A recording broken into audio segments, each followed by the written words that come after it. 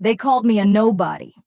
Right there, in the middle of a velvet-draped dining room filled with crystal glasses and polished silverware. My family laughed over steak and champagne I had paid for without ever once looking me in the eye. The occasion. My younger sister Alicia's promotion in the National Guard. The room was filled with officers, proud parents, and old friends. And me, Grace Maddox. No title, no recognition. Just the one who'd apparently retired early because she couldn't handle the heat.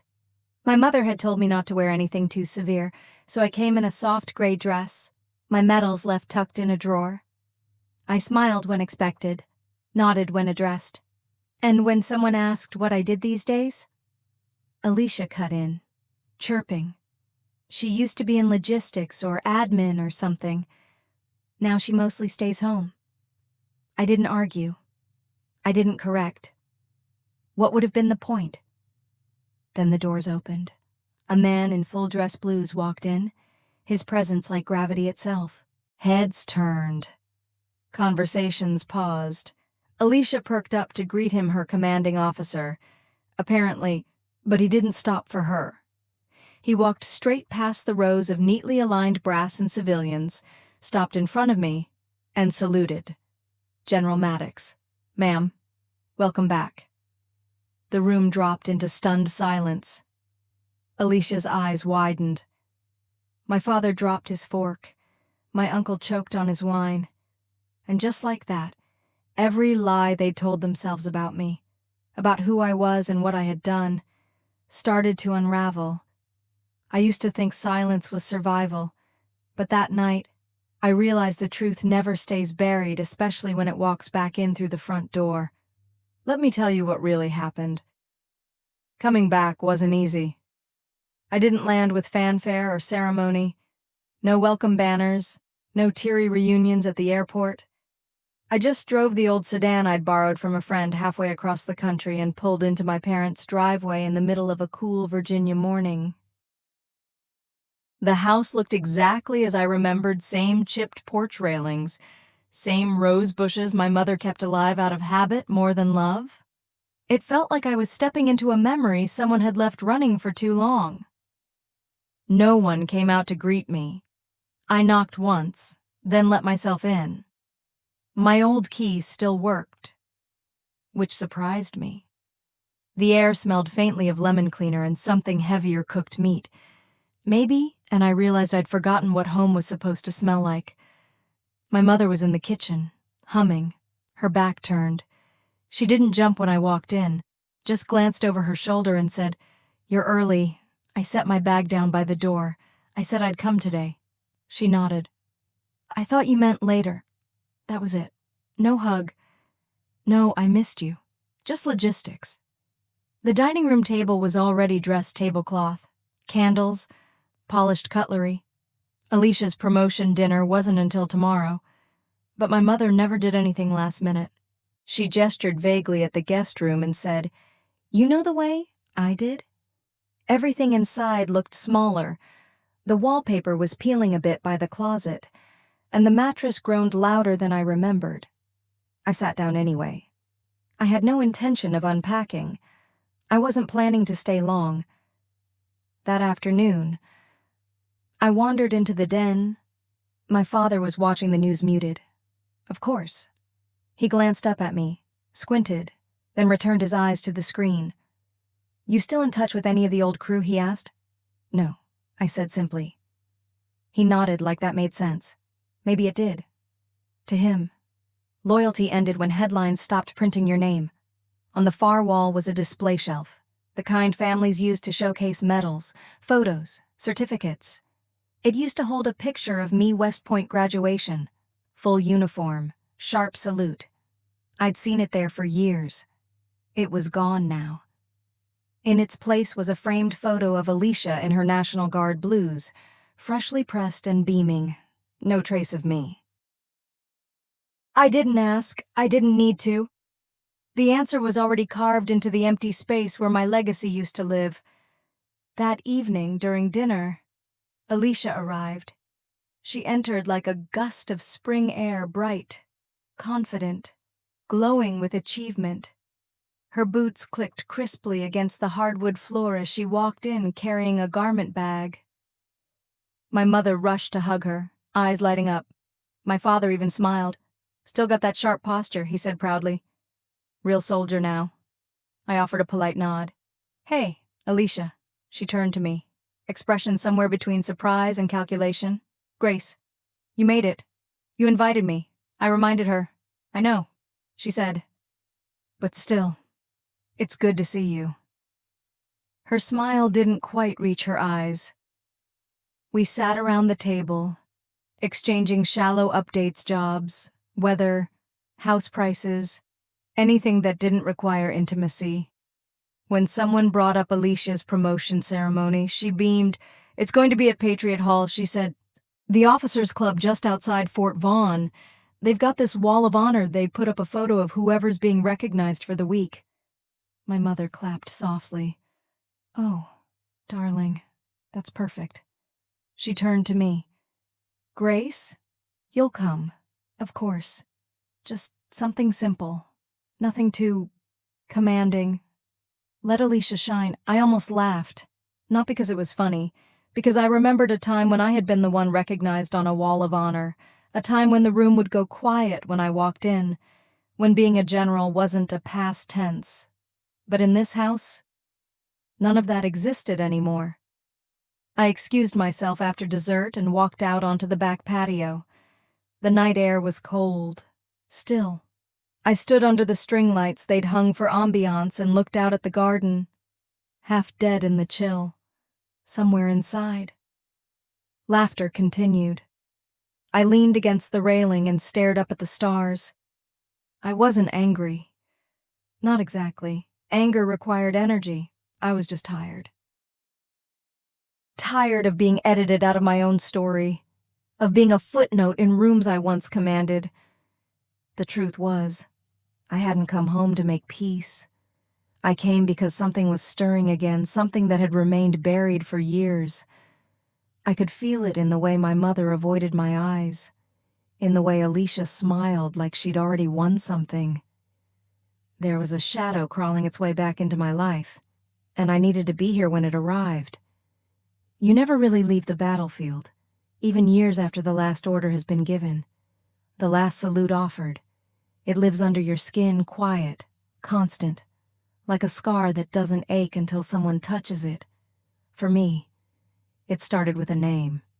I was in the guest room that morning, sitting on the edge of the bed with my hands wrapped around a cup of black coffee, when my phone buzzed. Unknown number. One line. "Hawthorne protocol's been mentioned. Stay alert." No greeting, no signature, just those words sharp, surgical. The name hit me like a slap. Hawthorne Protocol. I hadn't heard it spoken out loud in over 6 years. I'd buried it under redactions, silence, and a resignation letter I never really wrote for myself. It was the operation that ended everything. Back then, I was in a high-level joint task force multinational coordination, rapid response, counterintel. Hawthorne was supposed to be a precision maneuver, extract a diplomatic asset before hostile forces closed in. On paper, the intel was solid. Vaughn, our chief intel officer, had greenlit the op with confidence, but something about the timing never sat right with me. The satellite feeds were off. The coordinates felt too clean. I'd seen deception before, and this smelled like bait. So, I paused the strike, issued a silent hold across 4 Allied units just minutes before they were meant to breach. And then, silence. 3 hours later, the extraction site was bombed. Not by us, not by them. But by an unaffiliated militia that no one had intel on. If I hadn't held the line, we would have walked straight into it. Dozens of lives saved. But that wasn't what made headlines. No. The leak that followed painted me as indecisive. Operational hesitation led to mission failure. The report said, loss of strategic window. They made it sound like I'd blinked. I took the fall quietly. Vaughn stepped aside temporarily but returned with a promotion and a smirk. I was given a soft exit retirement for health reasons, which was code for, We need you gone before you make noise. I didn't fight it. Not then. Fighting would have made things worse. It would have risked the safety of those who had trusted me. The men and women whose lives had been spared by a decision I couldn't publicly explain. So I vanished. Let them write their narrative, but someone had just used Hawthorne in a text to me, which meant someone was digging again. Later that day, I walked into the den and pulled out the family photo albums stacked on the lowest shelf, under old yearbooks and recipe books no one touched. I flipped through pages that once held pride and honor me in cadet blues. Me at my first command, me receiving an award in Brussels. They were gone. The plastic sleeves were still there. Empty. Erased. Not burned. Just removed. Like a story deleted mid-sentence. Alicia came in mid-flip, holding a coffee mug that said "World's Best Lieutenant." She leaned against the doorway like she owned the place. Going through memory lane, she asked, not unkindly, trying to see if I still exist in this house. I said without looking up. She took a sip. Mom likes everything to be current. She probably thought those old military pics were outdated, like expired yogurt. I murmured. Alicia raised an eyebrow. You're taking this personally. I closed the album and looked at her. I'm not taking it personally. I just remember a time when we used to respect service in this family. She gave a small shrug. You disappeared. Grace. You didn't exactly make it easy for anyone to keep including you. That's one way to spin it. She tilted her head, feigning sympathy.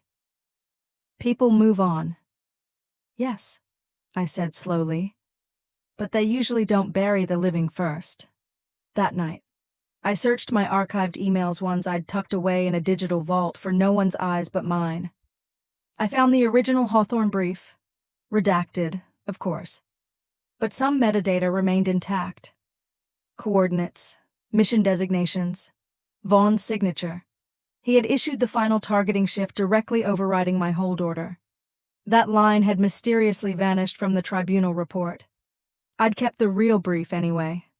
Out of reflex, out of rage, maybe both. I transferred it onto a drive I hadn't touched in years, one I used to call the deadbolt.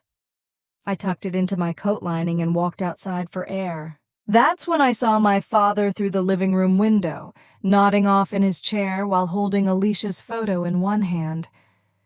Not mine. Not anymore. The next morning, while the house stirred with the clinks of breakfast preparation, I got another text, this time, from a contact I hadn't spoken to in 4 years. You didn't leak it. We know. But someone local did, possibly guard internal, and just like that, something else shifted. Because Alicia, she was guard. Alicia had always known how to shine. Even as kids, she could walk into any room and instantly draw attention, bright eyes, quick wit, charm that felt effortless. Teachers loved her. Our parents adored her. While I was buried in military manuals at 17, Alicia was homecoming queen. I used to protect her. I taught her how to ride a bike, how to fake a confident voice in front of the principal, how to read a map by the stars. She used to say, I want to be just like you someday, Grace. Back then, it sounded sweet. Now, it just echoes. The day of her promotion ceremony approached fast. Every conversation in the house revolved around it: who was invited, what color napkins the venue would use, which officer might give a speech. My mother even hired a photographer. She deserves this, Mom said, adjusting a framed photo of Alicia in her crisp uniform. She's worked so hard to make the family proud. I said nothing. Apparently, the years I served in overseas zones that didn't officially exist, those didn't qualify. At lunch, someone brought up the topic of rank structure in the National Guard. My father, wineglass in hand, proudly explained Alicia's leadership potential. Then, turning to me, he asked, So, What's your official title these days? I met his gaze. Unofficially, the family embarrassment. My aunt let out an awkward laugh. Oh, Grace, don't be dramatic. I'm not, I replied calmly. That's just the quiet part no one here bothers to whisper anymore. Alicia sipped from her glass and offered a well-practiced smirk. You could have stayed. You know, everyone has setbacks. You didn't have to quit. I didn't quit, I said softly. Well, she shrugged. That's not the story people heard. Exactly, that was the point. Wasn't it later that afternoon?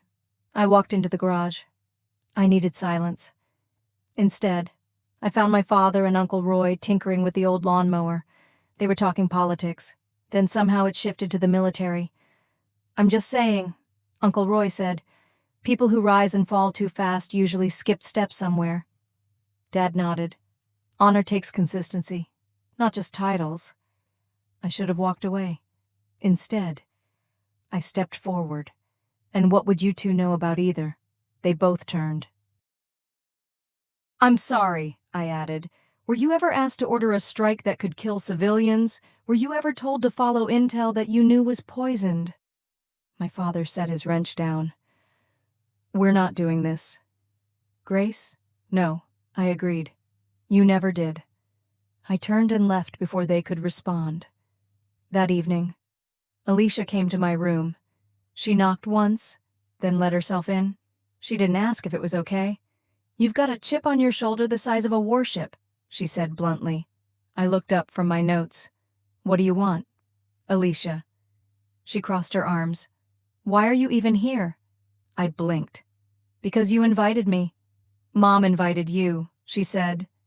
You showing up like some ghost digging through old files, asking weird questions. What are you looking for? There it was. I stood slowly. What makes you think I'm looking for anything? She didn't answer, just stared at me. Expression tight, like she wanted to say something but didn't know how, or maybe knew exactly how and didn't dare. Then she smiled again. Not warm, not real, just polished. Don't cause a scene tomorrow, she said. This is my moment. I walked past her down the hallway, heart pounding not with anger but with clarity. She was afraid. Not of me, of something she thought I might reveal. And suddenly, it all made sense, the missing files, the too polite avoidance, the nervous energy humming beneath her perfect posture. Alicia wasn't just basking in a spotlight. She'd made sure mine stayed off. That night, I went outside with the old drive in my pocket. I sat under the porch light and plugged it into my laptop. The files loaded slowly: briefings, maps, encrypted voice logs. A particular subfolder labeled Review Only caught my eye. Inside, redacted transcripts, mission fragments. One with the name Maddox partially blacked out. Another labeled Internal Request Command Override Guard Liaison. The timestamp, 1 week before my tribunal, and the IP tag Fort Vaughn. Alicia's base. I stared at the screen, mouth dry. She hadn't just been nearby, she had access, which meant she might have been the leak. At dawn, I sat at the kitchen table sipping coffee. Alicia entered wearing her uniform, every crease perfect. She looked radiant, strong, like a hero in the making. Ready for the big day, I asked evenly. Always, she replied. I stood. Good. Then let's both look the part. She paused, frowning. What does that mean? It means I won't wear anything too commanding. She stiffened, ever so slightly. But I saw it, and I knew she did too. The war hadn't ended. It had just moved indoors. It started again with a message, this time from someone I hadn't heard from since the day I walked out of that tribunal room. Sarah Whitlock, former analyst, former ally. The one person who had quietly slipped me a flash drive the night before my discharge and said, "Don't lose yourself with the uniform." Her message was short. "They're sniffing Hawthorne again. Someone's reactivating the metadata chain. Your name's attached." It was nearly 2 a.m., but sleep was already a stranger. I stared at the screen for a full minute before replying. Who internal press? Her answer came 5 seconds later. No byline. Could be guard, could be external. But the IP trace ran through a guard admin port. That narrows it. I didn't need her to say it. There were only a handful of people with access to a guard-side admin port. One of them slept 2 rooms down the hall. I couldn't confront Alicia. Not yet. I needed something solid. Something undeniable. If she had touched those files, if she was the source of the reemergence, I had to be sure before making a move. She was family. Yes. But I'd seen what the wrong assumption could cost. And if I was wrong, then someone else had deliberately made it look like her. Both options were poison. So I did what I'd always done when cornered. I investigated. The next day, while everyone was busy setting up for the promotion ceremony, I paid a visit to the one person who knew how to trace digital ghosts, Miles Kim. He owed me a favor. I found him in a windowless cubicle at a cyber monitoring center outside Arlington, the kind of place with more servers than staff and where coffee was currency. He didn't look up when I walked in. I was wondering when you'd come asking. He said, "Sarah sent me." That got his attention. He rolled his chair over, cracked his knuckles, and pulled up 3 screens. Let me guess. Internal leak. Probably guard side. I nodded. Can you trace access logs specifically to a set of Hawthorne-related files pulled from a dormant military archive? He shrugged. That depends. You got timestamps, I've got fingerprints, I said, and slid a printed sheet across the table with the guard port ID Sarah had sent me. Miles squinted, then whistled. This is a needle in the haystack kind of IP, but it's a needle I've seen before. My stomach dropped. You're saying this isn't the first time? He nodded. It pinged about a year ago. Brief spike. Someone accessed a buried file set, then ghosted. No download, just a view. Can you match it to a device? He tapped a few keys, the screens flaring with raw data. Then he froze. Well, he said, that's interesting. I leaned in. What? It's a guard-issued tablet. Model TXC7. Registry linked to... He paused. I already knew. Lieutenant Alicia Maddox. He finished quietly. I left without saying goodbye. The drive home blurred. The road, the trees, the sunlight, none of it registered. All I could see was her face when she'd asked, "Why are you even here?" I should have said nothing. I should have waited. But instead, I walked into the house, straight into the kitchen, where Alicia stood icing cupcakes like the perfect little soldier daughter. I set the paper on the counter between us. She glanced down, then up. Her face didn't move, but her shoulders did. She recognized it. "What is this?" she asked softly. "You tell me," I said. She didn't answer right away. She didn't even pretend not to understand. Finally, she set the icing bag down. "I sent it," she said. Her voice wasn't defensive, just tired. "I sent it last year. A partial set of files. I masked the ID. I never thought it would resurface. Why I asked? Because I was sick of hearing your name whispered like a ghost at every family function. Because no matter what I did, people still looked past me and saw you." She laughed bitterly. "You weren't even here, Grace. You disappeared. But somehow, you were still the measuring stick. Still the legend." I took a breath, steadying the storm inside. "I never asked to be your shadow." I said, "But I never erased you either." She flinched. The silence that followed stretched into something sharp and unspoken.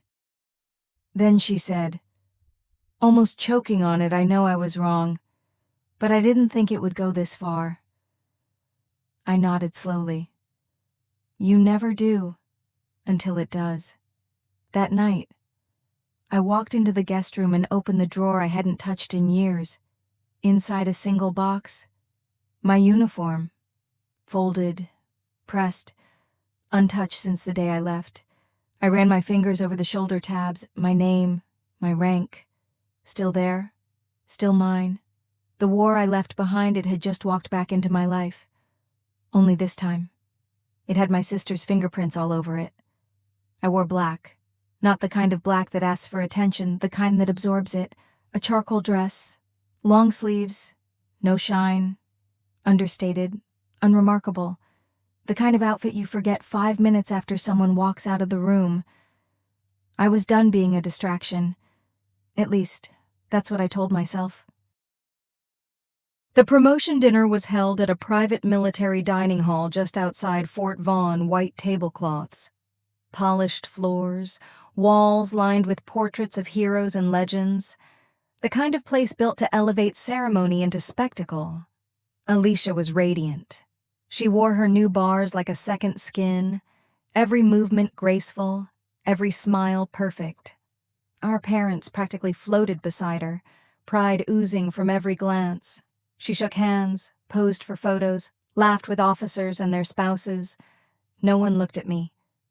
When I arrived, the woman at the check-in table paused, scanning the list. And, "You're here as a guest of," before I could speak. Alicia appeared behind her and gently placed a hand on my arm. "She's family," she said, her voice smooth and clear. "Used to work in logistics support, I think." She turned to me, smiling just enough to sting. Right, I nodded. Didn't flinch, didn't blink, just nodded. Inside, my table had no name card, no welcome sign, just a folded napkin and a glass of water already half empty. I sat, silently. I'd eaten MREs in dust storms. I'd briefed generals on black ops while shivering in a cave in northern Afghanistan. But this, sitting at the edge of my own story, erased in plain sight, this was colder. The ceremony began. The lights dimmed. The projectors clicked on. Images of Alicia filled the screen. Basic training, field ops, press clips, a perfectly tailored career reel. Then Alicia took the podium. Her voice was confident, practiced. She thanked her mentors, her peers, her family. Then came the story. "When I was a kid," she said brightly, "my sister once told me, 'Go ahead and try. I don't think I can keep up with you.'" Polite laughter rippled through the room. That stuck with me. Alicia continued. That moment, that challenge. That's when I knew I'd never quit, no matter how hard it got. The audience clapped, warm and approving. Some turned to look at me, not with admiration. With pity, the kind you save for washed-up stars and broken veterans. I didn't move. I didn't give them anything. I held my fork like it might crack under the pressure, because I wasn't going to be her origin story. Not tonight. Then it happened. The doors opened, and a man in full Pentagon dress blues entered like a tidal wave through a quiet bay, Major General Harper. Alicia stiffened. Her smile faltered. Just a second. She stepped down from the podium quickly, moving to intercept him. "Colonel Harper, sir." I didn't know, but he wasn't looking at her. He was looking at me. He walked past her without a word, crossed the room in 7 measured steps, came to a full stop, and saluted. "General Maddox, ma'am." His voice rang out clear. "It's been far too long."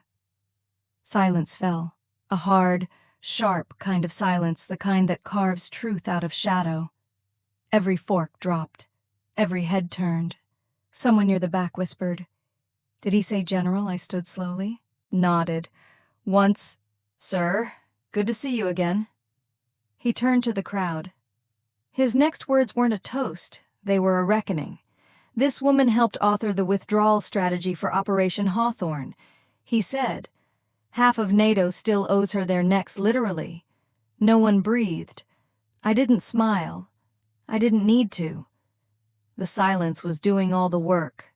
Later, as the crowd began to murmur again, a young cadet approached me, barely old enough to shave, eyes wide. "Ma'am," he asked timidly, "are you really a general?" I took a slow sip from the same half-empty water glass. Then I looked him in the eye. "I once gave the order not to fire," I said, even when protocol said I could, because there were children inside the target zone. He blinked, uncertain. I leaned in slightly. You tell me. What title does that earn? He didn't answer. He didn't have to. I left without saying goodbye. No hugs. No forced smiles. No parting speeches. I walked out into the cold night air, boots clicking on polished marble, and slipped into the shadows like I had 1,000 times before. Except this time, they saw me. They all saw me. The next morning, before sunrise, I found my old drive again and slid it into the port on my laptop. I'd buried that part of my life once. But it was coming back now, one salute, one truth at a time. And I needed to be ready. Because if Vaughn had covered up the orders, if he'd let my name be burned to protect his own, then this wasn't just about reputation anymore. This was about justice. The kind that doesn't knock politely. The kind that breaks the door, the day after the dinner. I woke before dawn. Not out of discipline, but because I couldn't stop hearing it. General Maddox. Ma'am. It echoed, over and over in my chest like a second heartbeat. Not because I needed the recognition, but because for once, someone had said it out loud. In front of them, the lie had cracked. Now it was time to open the whole damn vault. I drove to a secure drop point 2 counties over an old, long-retired military server station Sarah and I used to call the Mausoleum, officially decommissioned. Still humming if you knew where to tap. She was already there. Pale, eyes sharper than ever, wrapped in an oversized coat, looking like a ghost with a clearance level. Someone tried to access the Langford comm logs from an external node, she said without preamble. I backtraced the signal. Guess whose device matched the access pattern? I didn't respond. We both already knew. Alicia. I murmured. Sarah nodded. And not just once. The metadata shows she pulled partial files a year ago, then again last month. Most recently just before the promotion dinner. I closed my eyes. She was trying to erase me. She was trying to survive you, Sarah corrected gently. But yeah, this was deliberate. We stood in silence for a beat until Sarah turned toward the console. I unlocked the Hawthorne subdirectory. There's something else. What is it? She pulled up a folder labeled Hawthorne Comms, Revisions. It blinked red, classified, top tier, inside, an audio file. I recognized the code, a command-level designation tagged to Vaughn's identifier. Sarah clicked play. You will reprioritize Sector Delta. Civilian risk noted acceptable. Execute Strike Protocol 5A. Then silence. Then his voice again. Harder. I don't care what Langston says. Pull the trigger. My stomach turned cold. It was his voice. Vaughn's. Unambiguous. Issuing a direct command to change our targeting without informing command chain. This wasn't judgment. This was proof. He'd bypassed me. Altered the record. And when I refused to follow through when I held the order, he rewrote the narrative and watched me burn? Sarah leaned back in her chair. This recording? It changes everything. If we leak this, Vaughn's career's over. Career. He could face court-martial. Maybe prosecution. But he won't go down alone, I said. Not if he knows the leak came from Alicia, Sarah added, voice grim. That was the cost. If I used the truth, I'd take her down too. Back at the house, Alicia was already waiting for me. She stood in the driveway, her posture too still to be casual. I stopped the car, got out slowly. No words. She held up her phone. I know it was you who accessed my logs. I didn't deny it. You told me you wanted to leave the past buried. She said, no, I said calmly. You buried me. That's different. She flinched. I was drowning. Grace, she said, voice cracking. Even with everything I had, I was still your sister. Not Alicia, just your shadow. I leaked those files because I thought, maybe if the world stopped admiring you, I'd finally be seen. I stared at her, then quietly asked, and are you seen now? Tears welled in her eyes, but she didn't let them fall. I made a mistake. She said, I know that now. I nodded once. I didn't come here to ruin you, I said. I came to stop a man who thinks integrity is optional. Alicia looked away. So what happens next, I don't know. I said, but whatever it is, we face it together. Or we don't face it at all. The internal council hearing came fast. Too fast. Sarah and I prepped all night. Redacted reports, access logs, cross-map directives. The Vaughn file was like a grenade, we had to time it just right. I brought it to the guard office in Diamorcy, myself. Walked in wearing my old uniform. Not the medals, just the coat. Just the truth. When the board asked who had first accessed the files, I answered I gave the directive. Lieutenant Maddox acted under my request. The breach, if any, is mine. A lie, but not a betrayal. It was a shield. I watched them jot notes, raise eyebrows, speak in hushed murmurs behind nameplates, the kind of bureaucratic dance that decides whether a legacy is preserved or erased. As I walked out, Alicia waited by the stairs. "You didn't have to lie," she whispered. "I did," I replied. "Because sometimes honor isn't about what's true. It's about what protects." That night, my safe house was broken into. They didn't take anything. But the drawer with the USB empty. In its place, a note. Block printed. One line. "You think you're the only one who remembers how war works. No signature, no symbol. Just red ink stamped at the bottom. An eagle clutching arrows. A unit seal I hadn't seen since Langford, since before it was shut down. I called Sarah. No answer. Texted. Nothing. She'd vanished. Like fog. Like secrets. I called Barrett, my old contact at Strategic Command. He responded within an hour. Vaughn's attending the International Military Forum next week. He told me, Arlington Hall. Lots of eyes. Perfect time to clean up old messes. "You think he'll move to wipe records?" I asked. "I think he already has." Barrett replied, "You want to stop him? You'll need proof and a stage." A plan began forming. Risky, illegal in 10 different ways, but necessary. Barrett promised access through a side relay, a disabled AV node buried beneath Arlington's West Wing. If we patched the Vaughn audio into that feed at the right moment, the truth wouldn't just be heard. It would be broadcast. I briefed Alicia. She didn't argue. "Let me go in," she said. "They expect me. I'm still active. I can blend." "You sure?" I asked. She nodded. "Let me do it right this time." At exactly 1400 hours on the day of the summit, Alicia walked in wearing her uniform. Hidden beneath her ID badge, a transmitter chip and the voice file Vaughn never wanted the world to hear. I waited outside in a van with Barrett and Ethan, one of our young cadets from the academy, green but solid. "Ma'am," Ethan said, adjusting the uplink cable. "You really think they'll let this go live?" I didn't answer. We would find out. Inside, Vaughn took the stage. He smiled, spoke of leadership, global stability, threat response doctrine. Then, right as he introduced the next panel, Alicia stepped forward. "General Vaughn," she said, "before you move on, I believe there's a file the world needs to hear." She tapped the signal badge. In the control van, I triggered the broadcast. The room's sound system clicked, and Vaughn's voice rang out, "You will reprioritize Sector Delta. Civilian risk noted acceptable. Execute Strike Protocol 5A. Murmurs, gasps, movement, then static. The feed went dead. Someone had found our relay. Outside, a shadow darted from the adjacent lot.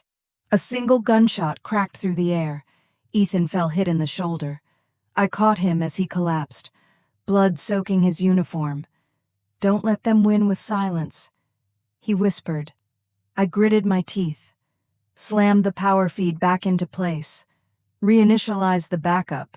This time, I spoke, "My name is General Grace Maddox.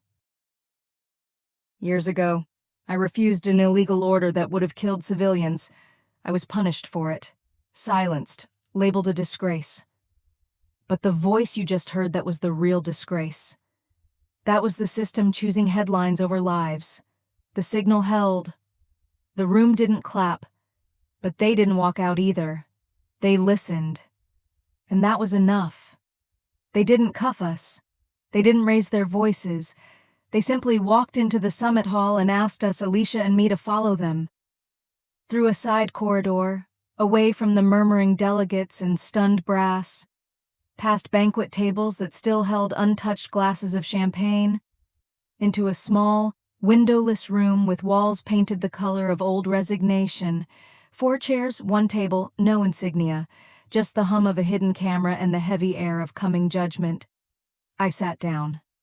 Alicia sat beside me. We said nothing. Then the door opened again. Vaughn entered. His face, as always, was composed. But his hands gave him away, fists clenched so tightly the knuckles strained white. His uniform gleamed metals arranged with precision too polished, too perfect. He looked like a politician clinging to a crown made of mirrors. He closed the door with a soft click, then smiled.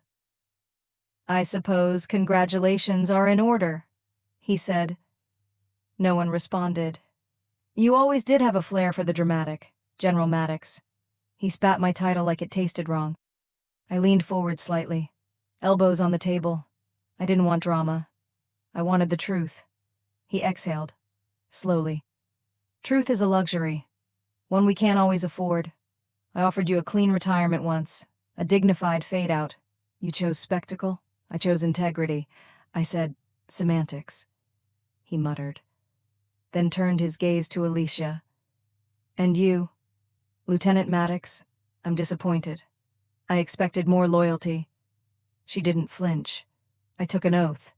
She said, voice steady, "Loyalty isn't blind. It's earned." Vaughn scoffed. "Do you think that makes you a hero?" "No," she replied. "But it makes me human?" He looked at both of us, then laughed short. "Brittle. I'll walk out of here with my ribbons intact," he said. You'll walk out with a reputation that'll be a political liability for the rest of your life." I met his eyes. Then I guess we're both finally carrying what we earned. At that moment, the door burst open. Barrett entered first, calm and direct, badge clipped to his chest, behind him. Sarah, pale but unbroken, holding a sealed evidence bag. And last, Ethan, his arm in a sling, but his stance proud. Sarah walked forward and placed the bag on the table between us. Inside a hard drive. Barrett spoke with clipped precision. "This contains the full Langford mission chain, audio logs, comms metadata, unauthorized targeting overrides, all signed, all time-stamped, all yours, Vaughn." Vaughn lunged for it, but Alicia moved first. She stepped between them, not violently, just firmly. Her eyes never left his. "I was afraid of you once," she said softly. "Not anymore." Security entered behind them. And this time, they didn't come for us. They came for him. Vaughn's composure cracked. He didn't resist, not physically, but his silence was the sound of a man watching his empire fall. He didn't look back, not once. Later that night, I stood outside Ethan's hospital room. The doctors said he'd be okay. The bullet missed vital arteries. He'd need weeks of recovery, but he'd live. A nurse caught me in the hallway. "He's lucky," she said. "But young soldiers like that, they're not built for politics. They believe things too easily." I looked through the glass. Ethan was asleep, hand resting on his chest. A quiet breath rising and falling. "No," I said softly. "He believes just enough. And that's what makes him dangerous to the wrong people." 3 days later, the Pentagon sent a formal request. Full reinstatement, strategic command seat, press statements, recognition. I declined. I'd already seen the view from the top. I remembered the chill up there, the way silence wrapped around you like insulation, the way truth got traded for leverage in boardrooms dressed as war rooms.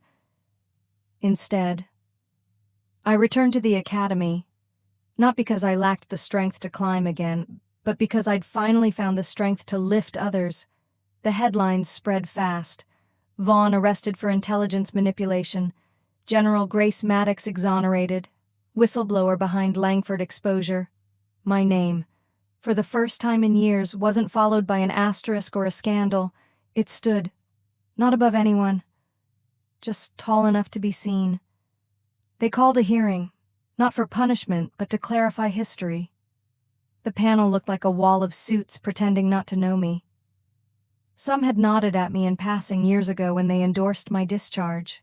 Others pretended their signatures hadn't been on the tribunal that burned my record. I didn't go in wearing medals. I went in wearing the truth. And I spoke it without rage, without spin. I didn't set out to be a martyr. I said, but silence is not neutrality, and I will never apologize for disturbing a peace that was built on deception. They restored everything. Rank, honors, service record. Alicia was formally reprimanded but retained active duty status. We walked out of that room side by side, not as legends, not as rivals, just as whole people. Sisters? Finally. I went back home once the house I hadn't stepped into in nearly a decade. On the hallway shelf, where Alicia's photo used to stand alone, now sat another frame beside it, me, in uniform. West Point photo, returned, quietly. My mother stood nearby. No tears, no apology, just a single sentence. Her voice barely above a whisper. I didn't know love could be that silent, and that cruel. I nodded. I'm not here to blame. I said, I'm here to lay it down. My father, silent all that time, stepped forward and handed me a wooden box. Inside a letter. Dated 3 weeks after my discharge. His handwriting. Never sent. I didn't know how to say I was proud. I didn't know if you'd want to hear it. I didn't read it aloud. I just folded it, tucked it into my coat pocket, close to my heart, where it had always belonged. At the academy, they hung a new photo on the board outside the cadet mess hall. It showed me, Ethan, Alicia, and 5 cadets smiling, arms linked, no hierarchy, no decorations, just continuity. Below the photo, someone had scribbled in thick black marker, she didn't fight for attention. She fought for attention to the truth. And that's when I realized legacy isn't built by medals. It's carried by the lessons people choose to remember. The next morning, I walked into the lecture hall at 0700 sharp. The room smelled like chalk dust and burnt coffee. Just the way I liked it. No media, no headlines, no spotlights, just me, a whiteboard, and 40 cadets waiting to understand the world through something deeper than doctrine. I picked up a marker and wrote 2 words across the board. Moral intelligence. The room was silent. I didn't start with tactics. I didn't recite protocol. I didn't list case studies. I told them a story, not about war, but about what comes after. How a soldier can survive every bullet, every blast, and still fall quietly, invisibly to the politics of silence. How sometimes the most dangerous battles happen in rooms lined with flags and grins, where honor is worn like costume jewelry and truth is currency traded behind closed doors. I told them about a woman who had once been labeled a ghost, who walked into a room full of people who erased her name and was saluted anyway. They listened, not with awe, with stillness, with the kind of stillness that tells you something is being absorbed, not just heard. When the bell rang, no one moved, except for Ethan. His sling was gone now. He walked slower, but taller. He left a folded note on my desk before he exited. I opened it after the room cleared. I used to think courage was the loudest scream. Now I know it's the quiet truth spoken when no one's listening. I held it longer than I needed to, because that line, that truth, that's what I had nearly forgotten. Alicia didn't go back to the Guard. She declined reinstatement and joined an independent intelligence watchdog group. Small, civilian, underfunded, but fearless. We met for lunch one afternoon near the base where we'd once both trained, back when she still believed I was invincible. And I still believed she'd never turn on me. I asked her why she joined the watchdogs. She shrugged and said, "Because if anyone knows what it feels like to be betrayed by the thing they served, it's me." I didn't argue, because she was right. And maybe now she was finally using her voice not to erase someone else's, but to amplify her own. A month later, we returned to a base neither of us had visited in years. It had been renamed. The building that once bore my command designation was now an admin wing. The plaque with my name had been taken down long ago, but under a fading chestnut tree behind the parade yard, we placed a new plaque, small, brass, no name, no rank. Just this, for those who died unnamed but never unnoticed. We didn't say anything. We didn't need to. Grief, when shared in truth, doesn't require language. It lives in the silence between two steady breaths. The night before my final lecture for the term, I got a message. Encrypted. No name. No return path. Just the cracks in defense haven't stopped. But now they know you're not standing alone. I didn't save the sender. I saved the feeling. Because I remembered what it was like to be erased from history. And now, I was the reason someone had to rewrite it. I stepped into the lecture hall the next morning, closed the door gently behind me, and turned to face a room full of future leaders. I didn't open with authority. I opened with something softer. A story. About a woman who refused to stay buried. About how legacy isn't inherited, it's chosen. And how sometimes your greatest act of service isn't the battle you fought, but the truth you protected when no one else would. You won't always be believed, I told them. But live so that when the truth rises, it calls your name first. Sometimes the loudest victories don't make headlines. They just make peace. Sometimes, the legacy isn't a monument. It's a whisper passed between those who still believe that silence can be broken. And when it is, you don't have to scream. You just have to stand.